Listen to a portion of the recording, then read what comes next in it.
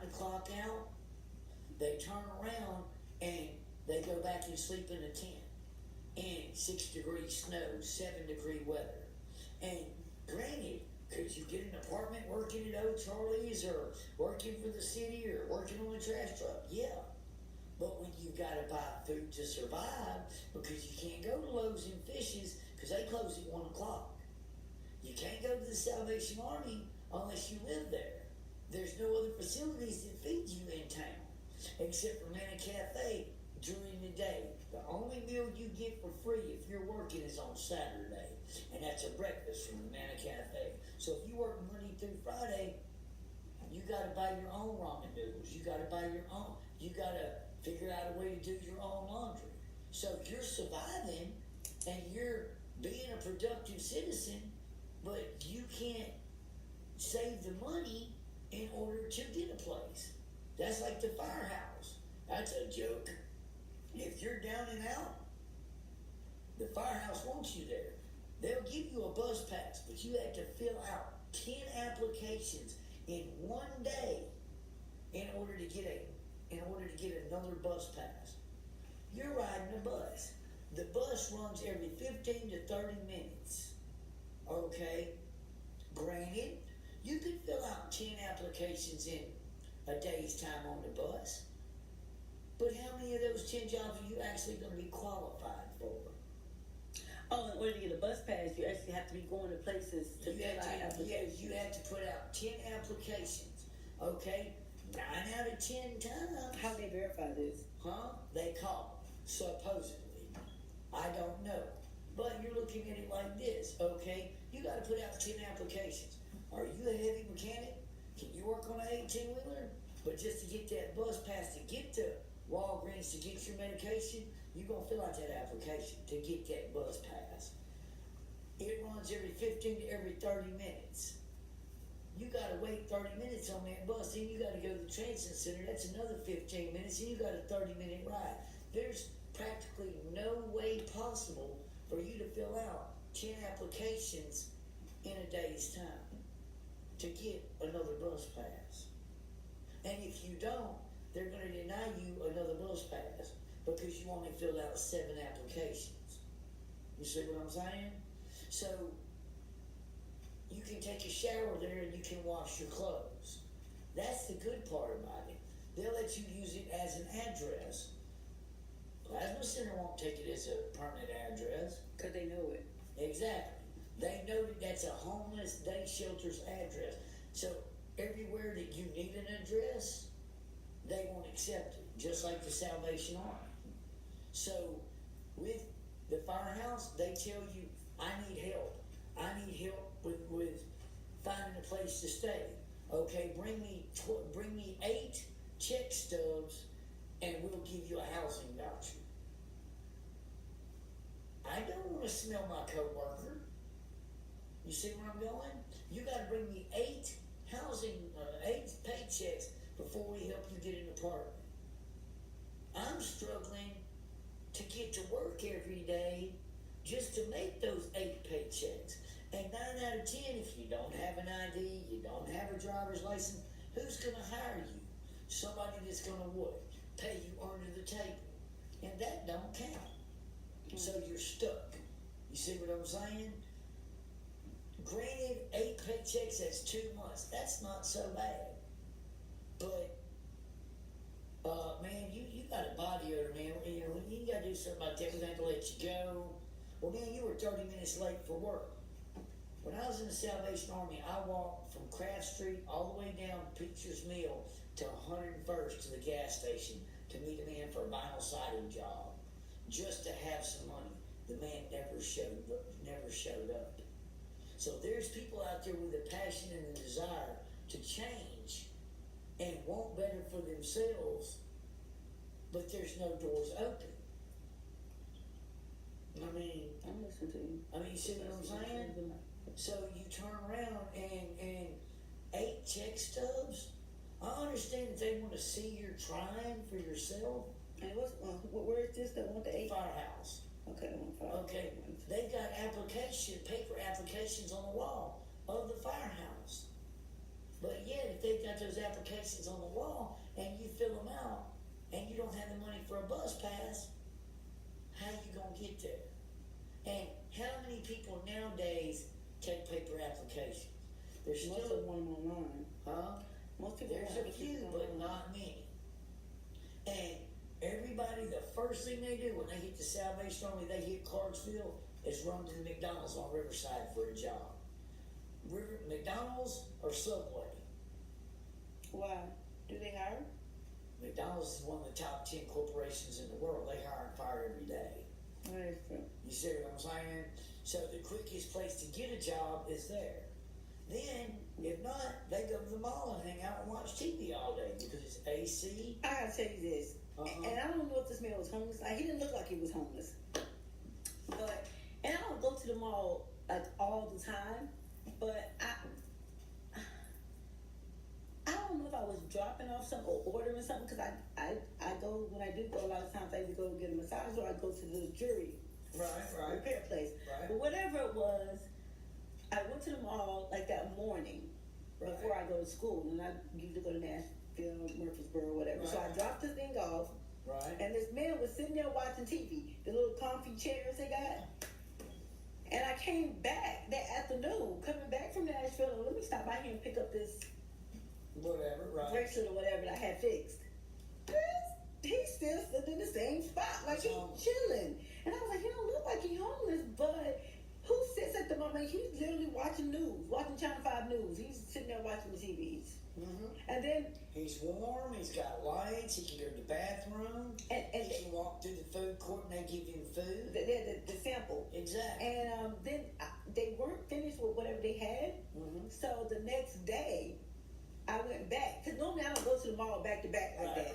Right. But I went back, and he's still sitting there. I don't remember if he had the same clothes or not, because I don't watch people that much Right. to see what they got on. Right. But I just thought that was interesting. That They do. They like, sit why there is and watch he TV there? all day. Yeah, but he didn't look like he was homeless. He looked like he was just minding his business. He can go to Annie's Pretzels, he can go to Chowder Walk, he can go to this one or that one, get a free sample. You make them all and get the free. I'd like to try a free sample of that strawberry whipped cream ice cream. You got food, you got a bathroom, you got TV, you got entertainment, you got lights. If it's cold outside, they got the heat on. If it's hot outside, they got the AC on, and you got to be back in the Salvation Army by 10 o'clock. Or you go to your candy, you go to the Frosty. And the mall closed at 9, so it's Exactly.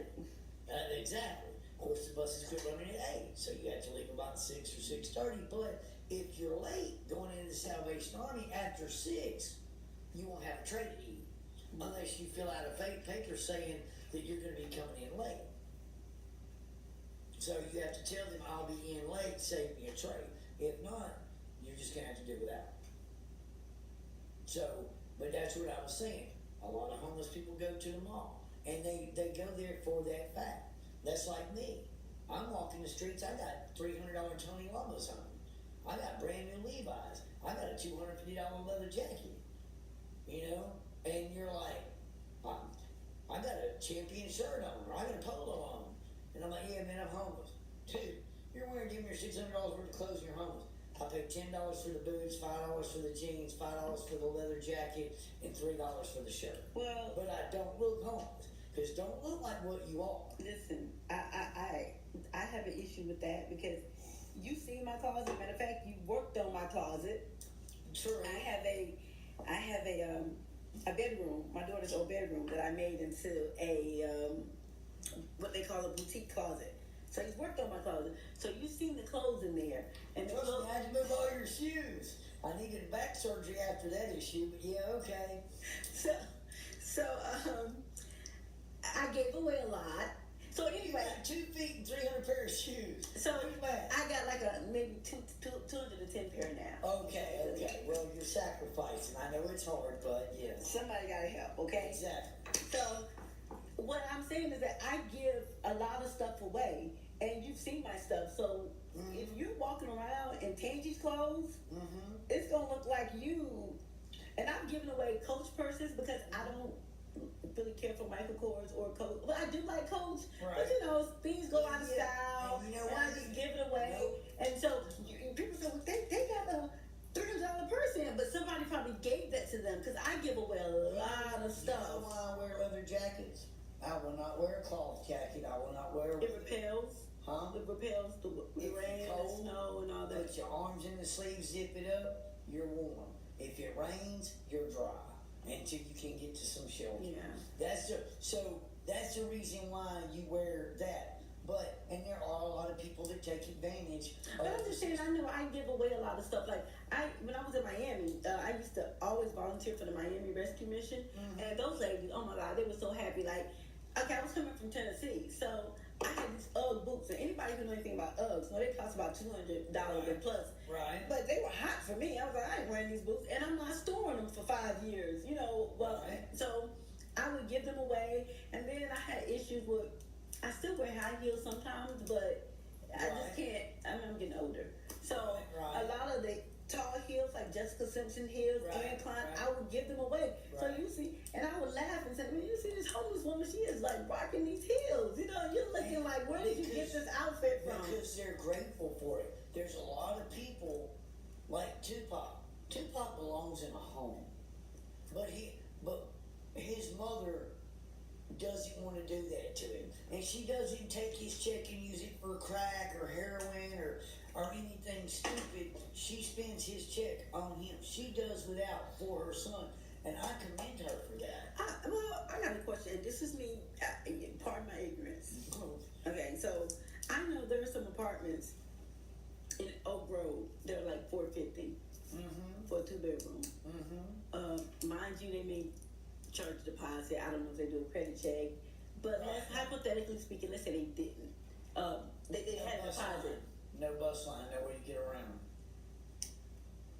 And that's the reason why homeless people cling to the city, or there's no bus line, there's no library to stay warm, there's no soup kitchen close by to where they can duck in and get a cup of coffee.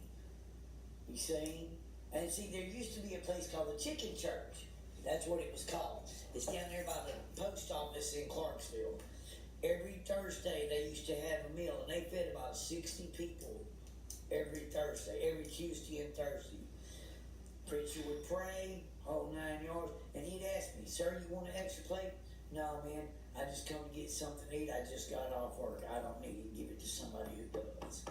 And he commended me for that. But at the same time, he's like, "Man, we don't have enough donations. We don't know how much longer we can." That is my situation right now. Is you know, women elevated, and we're starting to do men elevated because, like yourself, I run into a lot more men than I do women.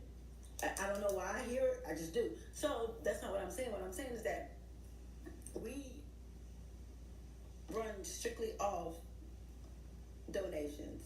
Right. And I've even asked you, matter of fact, back a couple of months ago, I think I said, "Do you know a couple of veteran men that need some work?" Because I needed a couple of men on my. So I got the S on my chest, Smith. Just like to tell people my uniform is the Smith. I say, I know I got the S on my chest, Right. but I can't do everything. And I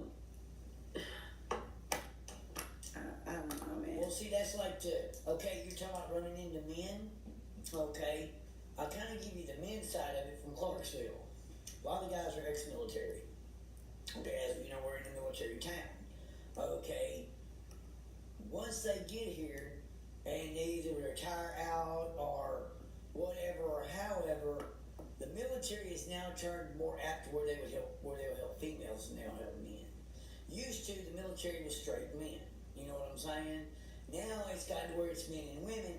Now the military is more inclined to help the women than they are the men. That's the reason why you see all these veterans flying signs. The VA, you're lucky. If you get in the VA and you get your medicine and you get what you get done and all that, you're lucky because a lot of veterans are committing suicide nowadays because they can't even get an appointment. I think I had an advantage, a little advantage because I was always medical. Right. So I kind of always knew. Right.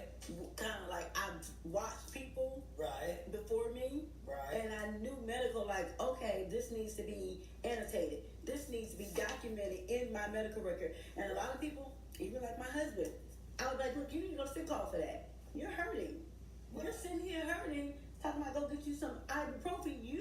the doctor because you're not going to the doctor is not going to help you Right. when you retire. So because I worked medical, I was more aware Right. of what needed to be done as I was going along. So that when I got out, it was stuff that I did not even claim, and they were like, "This is wrong with you. This is Right. you got this issue going on." I'm like, "For real?" Like with my feet, I didn't know my feet were that. And now, look, now I can't run because my feet hurt, but it didn't hurt before. But since they told me that something was wrong with my feet, now they hurt. Bears chasing me to cops. There's no bears in Clarksville, and the cops here don't care, so I'm good. But I was just saying, so a lot of, and that's unfortunate, but it's not unheard of, and it's quite normal. Well, Because you're looked at as weak if you go to the doctor, if you go ask for help, you're looked at as weak. That's what I'm saying here about Clarksville. They know the problem. They see the problem. Clarksville is not stupid. They're not ignorant. You said Clarksville like it's a person. Well, I'm Clarksville. I kind of equate Clarksville as a person in a roundabout way. I know. A lot of people do. They're like, Clarksville is blah, blah, blah. Well, see, like I said, they know the problem. They see the problem. Okay, but instead of taking Tupac, putting him in handcuffs, talking to his mother and getting him help and helping her, they put him in jail so the city jail can collect cash, let him go, and arrest him again in 3 weeks. Granted, he gets food, granted, he gets a shower, which he probably desperately needs, you know. But then again, what do they do for her? She's stuck out on the street until he gets out. She's standing outside the county jail waiting for him to get out. I know. I got news for you too, babe. What? And that's another story for another day. But the jails ain't getting the money that y'all think they getting. What? Yeah, because a lot of people, because you, like I said, I'm gonna let you tell your story, but that's another story. It's the whole for another city day. that way. Yeah. The cop okay, back in the day it was to protect and serve. Was printed on every patrol car. This cop drives by a man laying on the street in drizzling cold rain and looks over, sees him, don't see me because I can camouflage in the frosty, doesn't see me and keeps driving. Didn't stop. The man had a blanket over his face. Looked like he was a mafia assassination behind an abandoned building with a blanket over his face. Cop didn't stop and ask him, was he okay? Cop didn't stop and see if he was alive. The cop kept driving. If it wasn't for me bringing the man in out of the street into an abandoned building, feeding him, giving him one of my last pair of clean socks, keeping my dog from ripping his throat out, and sharing my coffee with him, the man could have wound up with pneumonia and died. I mean, you know, and I didn't have to do that. What did you do for me? What are you going to do for me? So I have the kindness and compassion in my heart of being as down and out as I was. I reached out to him and helped him out. You see? Okay. But like I said, Clarksville knows the problem. They see, the cops see you flying signs, we'll work for food, help me, save me, get me home to Atlanta, and drive him. He's too busy texting on his cell phone running red lights, in my opinion, but that's beside the point. You know? So he drives right by. You know? People are throwing Coke bottles at him. People are cussing them out. Okay? Don't judge a person if you ain't walked a mile in their shoes. Does the guy got a mom? Does he got a dad? Does he got kids that wonder where he is? Did he bump his head and have amnesia and don't know where the hell he's at? But he's trying to survive the best way he knows how? What is that homeless man's story? Is he a veteran? Does he got a Congressional Medal of Honor? Okay. Does he have an alcohol or drug problem? You don't know. You're too busy throwing an empty chicken box at him and a Coke bottle and spinning tires laughing at him because you can drive the Charger RT. But you don't know because, oh my God, he hadn't had a bath. His hair's not combed. He's got dirty clothes. I wear dirty clothes 99% of the time and make more money than most people I know or associate with. But if you saw me rough shaven in dirty clothes, you'd think I was digging out of a trash can, but I'm not. I'm working. Especially living at the Frosty Moon, yeah, you think you were digging out the trash can. Exactly. But I got Axe cologne on, I'm freshly shaven, I've got hot coffee, I've got good food. Man don't need as many necessities as man thinks he does in order to survive. That's true. It's human greed That's and true. selfishness that makes people think that they need more than what they actually have. Because we all come from dirt floors and all counties at one point in time, regardless of whether we live in a mansion or a tent. And when we die, we're only going to own 3x6 land anyway. Don't dust your furniture because it could be a friend you know that passed away before you, because we all return to dust. No, But at the same time, though, with that, they see the problem.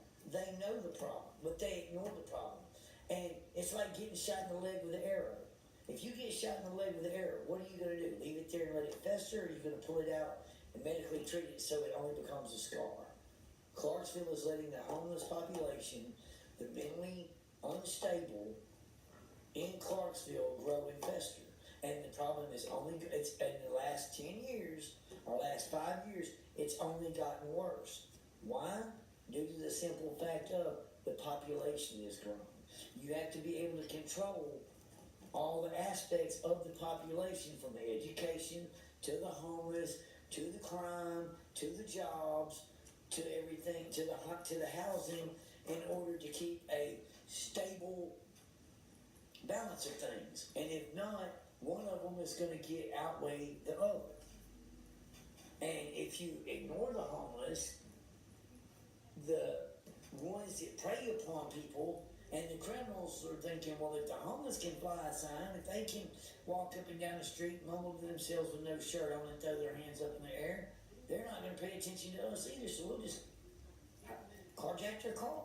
We'll break into their house. Because and that's the issue. Like, I allow you to work, and I trust you, but I cannot, like the one that I was telling you before about you can't come in. Not that I got a whole lot here, but it's just, I look at it you like just don't know. You don't know, and you gotta protect yourself. So you really can't blame a whole lot of people for not helping, because I can't. Right. I can't put myself in danger. I'll tell you what. You can pack a pistol, put it in your back pocket, put your mace on your hip, and sit down and talk to somebody. Like you told me, you went to a school of juvenile children. I did. That were bad reputation. Oh, God. And guess what? You walked in and said, I got pretty eyes, I got breasts, and I got a wiggle in my wall, but I got a gun and I would blow a hole. I didn't tell the kids that. Either way, at the same time, when you sat down and you talked to that man, I did. I talked to, yeah. when you sat down and you talked to that man that hadn't had a bath, Okay. a man that hasn't had a bath or flying a sign, you're military trained, you've got a weapon. And now he's gonna have I go to the homeless. Let me tell you. he's gonna have a knife on him. He'll cut you like a surgeon if you get, because actually back in the day, hobos actually had their own language to where you could go with Pig Latin? no, a square with a bunch. Oh, I've heard about that. Yeah. They still do now. I was reading about that. On this boulevard, I can show you a sign right now. Don't go in that neighborhood without a weapon. The homeless in there don't play. But that's what I'm telling you. As I was saying, yeah, they're intimidating. Okay, are they violent schizophrenic? Are they depressive? Are they multi-personality? What is their story? But there's a little good in everybody. That's true. That little bitty cute blonde-haired little girl who's about 4 foot tall, she's harmless. You talk to her, she breaks down and cries. She wants help that bad. But it's like a cycle. She's up and down so fast, you can't capture that little girl and get her help fast enough because she trips out. The young lady I found in the Frosty Moor, I fed. I bought clothes for her. Even in the situation that I was in, I helped her. I wish I could have got her home to her mama, because her mama called me 2 days later in tears. She said, "What are you doing?" I said, "I'm sitting here worrying about your daughter." She said, "Why is that? Where is she?" I thought she was on her way home. I said, "Ma'am, she had a gentleman pick her up in a car. I don't know where she's at." I even called the Clarksville Police Department, told them she was at the library, and that she was having a psychotic episode, and they needed to help her. They needed to hold her for her to get her mom, because her mom was going to drive up here if it worked and get her, and the young girl disappeared. Now, where is she? She in another homeless shelter across the United States? Is she dead in the ditch with a missing person in Walmart as a poster? I don't know. But I can't dwell and think on that day. All I I can think of is I gave her that much help. Whether she's dead, decapitated, or back home, maybe I made her life that much easier for those couple of days. So instead of her standing in a urinated, moldy, abandoned building with strange men roaming the halls trying to at least stay warm and stay cold or find somewhere to lay up till they can find a job or get home, I might have made her life that much better before her life ended or she got home. That's how I look at her. And she needed very heavy medication and she needed a lot of help. And there's a lot of people out here, but you know what? When you drive a fancy car and you go into Cheddar's and you're going to Kohl's to buy clothes and you see that person, you got a reputation to protect. You don't want to talk to those people. That's not true. And not you, but a lot of people. And I don't like Cheddar's or Kohl's. Well, either. I'm just saying. It can be. I prefer Rafferty's and Ross's. Okay, that works too. Or TJ Maxx. Exactly. Okay, but that's what I'm saying though, is they don't want to be seen talking to those people because how they think other people will look at them if they see them talking to them. But you know, you have to actually realize, regardless of whether they're mentally disturbed, a crackhead, a drug addict, homeless, or work their ass off like me, you're still human. I mean, am I right? That's true. I volunteered extensively, like I said, in Miami with the Miami Rescue Mission, and it was in what they call the beam overtime, which is horrid. And it was so bad that I would not even go when I volunteered. I would always go in my uniform. I would never even go in street clothes. I would always go in uniforms because it was a lot of veterans that lived down there. Exactly. You know, and so they would respect you. They would respect me, so they always just called me Soldier Girl. And I was like, yeah, Soldier Girl ain't got no money, baby. You know, so they never asked for anything. And they would like make sure I got to my car and make sure that I was taken care of and I was okay. And they used to throw food at people, and they would when we went through training, they said, hey, they're gonna throw food, they're gonna be mean. And they weren't to me because I used to tell them, I'm gonna throw the food back to get to it. And you know what I used to do? I'd have people walk up to me at the convenience store, the gas station. Hey, bro, you got $1? I told them, screw you, get a job. I got one. And until I wound up in their shoes, and I realized what the other side of the coin looked like, and it's not where you live, it's how you live. And like I said, in the Frosty Moor, it's a big enough plot of land, even if you tear it down. There's kids in Clarksville that can't read or write right now. There's women that are getting beaten every day and won't out and have asked for help and got turned away. There's veterans that are asking for physical, financial, and mental help from known organizations that are getting turned down. There's people like me that wanted a job, that needed a job, that don't ask or beg or borrow from nobody. I'd rather starve than steal. And so with that being said, I turned around and I lived in that situation because I knew God wouldn't give me no more than I can handle, and I knew exactly how strong I was. And so I have come up from sleeping on a moldy mattress with a Bunsen burner, with Goodwill clothes, to being able to buy anything I want to at a Dollar Tree. But if you want to make it, you can. And you know what? I can't say that I didn't, but I had people help me. I had people give me a day pass. The homeless people here help each other more than Clarksville helps the homeless. I'll tell you that. They give bus passes to each other. Man, if you're sick or you're cold. It's almost like your own does help you, because even when it comes to Women Elevated, I'm going to say 96% of our the income that we bring in comes from active duty and veterans. So basically, we help each other. Exactly. And that's how it is. And that's like, and the women on the street.